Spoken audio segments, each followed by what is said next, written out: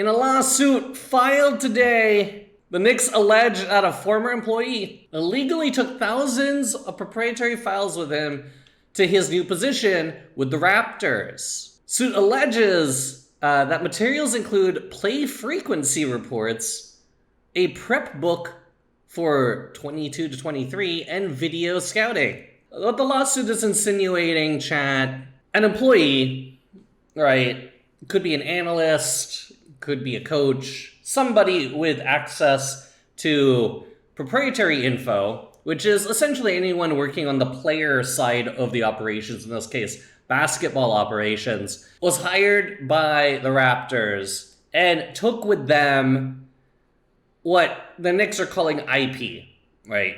The Knicks are calling this is our property. You are not allowed to take or disseminate anything that we believe is Knicks property, which includes video, data, etc., right? Reports, all of these things. However, what's actually being thieved, as declared by the Knicks, what's being thieved. So, as OTAM is not the brightest bulb, this is easily traceable evidence that can get you in deep trouble. IT admins have this. He informed the Knicks he had received an offer of employment in July. Around the same time, he began secretly forwarding proprietary info from his Knicks email to his personal Gmail account, which he then shared with the Raptors defendants.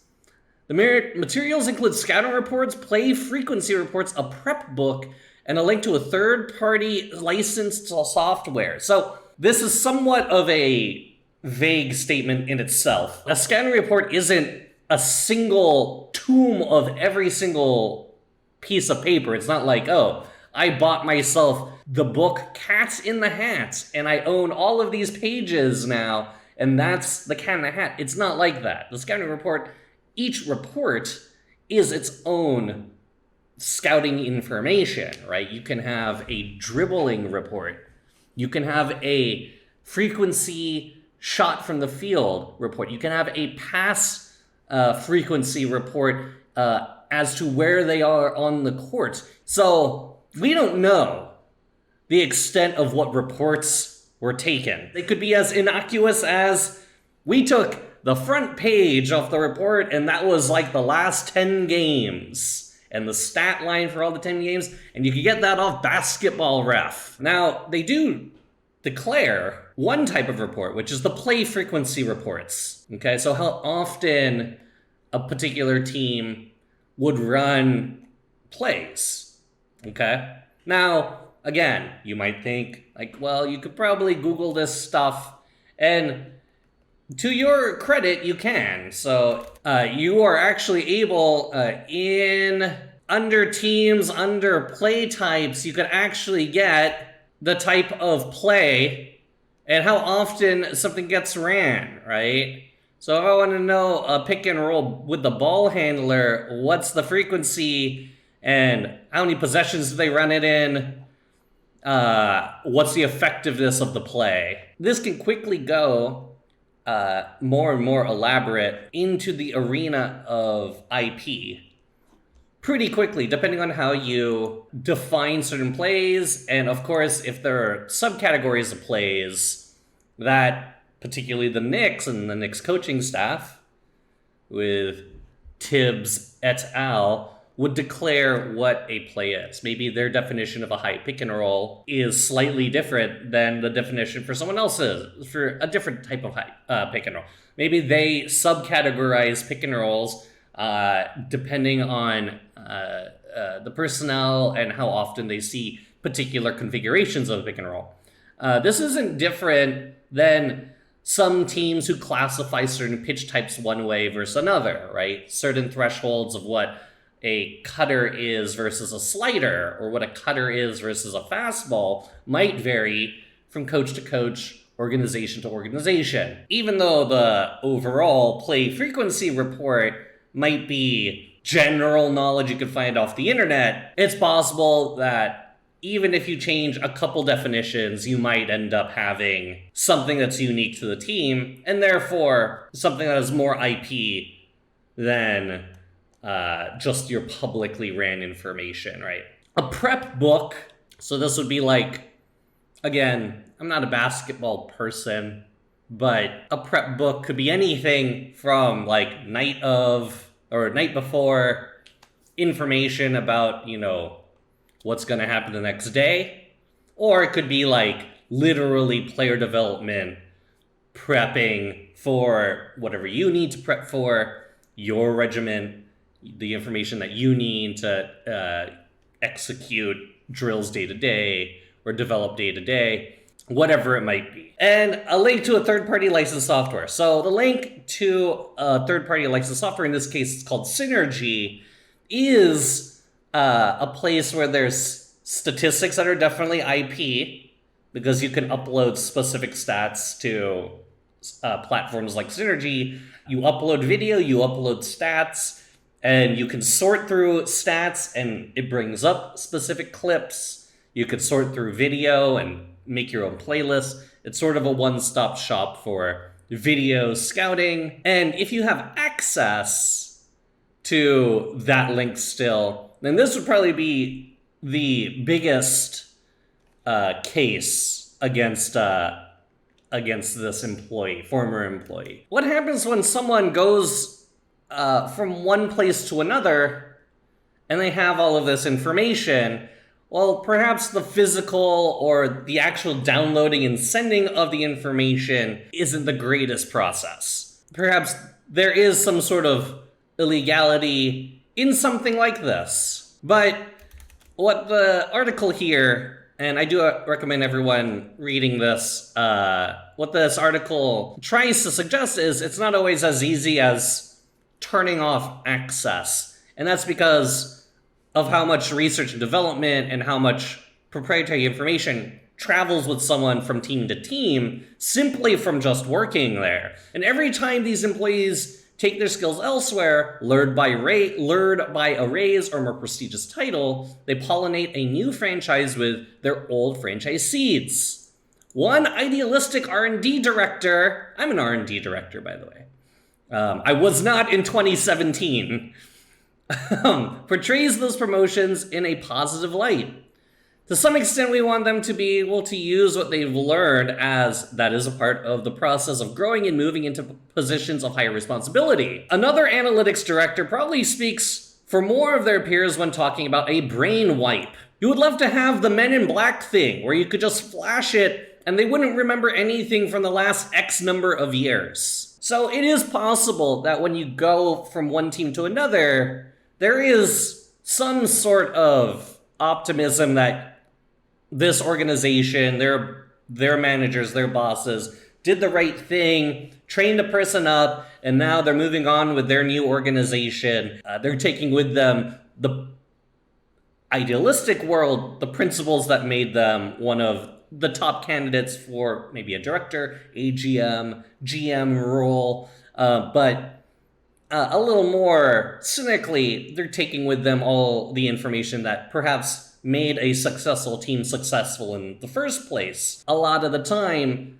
the best teams, the teams that are doing the best, they also get poached the most because they have been a part of a winning culture, a winning department, and people want to replicate that winning culture, winning identity in their organizations, right? Second observation, the employment agreement is damning. Just read the bolded items: tactics, secrets, trade secrets. We know that this person sent info from Synergy to the Raptors people. That could include personalized queries and data. All of this is saying what you did was clearly stated in your contract.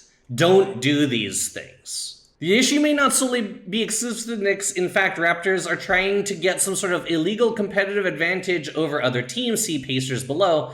I think the league will have to act swiftly here.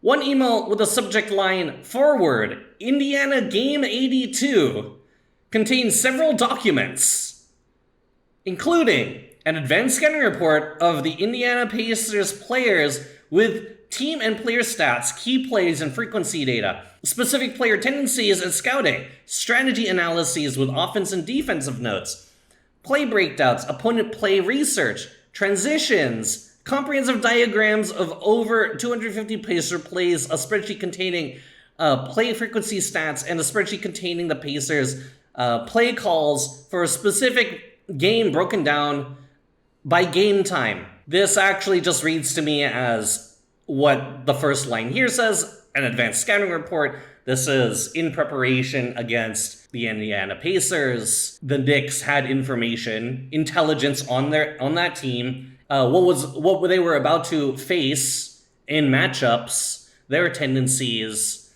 all of the things that they need to do to be competitive in this game. I will say, just as a personal aside, bro, the idea that this is all through email and you're attaching, like, what I'm assuming is, like, you're an Outlook and you're dragging in, like, a spreadsheet, maybe more than one spreadsheet, a few PDFs. That sounds like, I'm just gonna say it, y'all, that sounds kind of like a nightmare infrastructure situation that's extremely difficult to search and filter through outside of whatever the game is and the game number. In addition, on August 2nd, Azatam sent an email from his Knicks account to djones at torontoraptors.com with the subject, Synergy Login.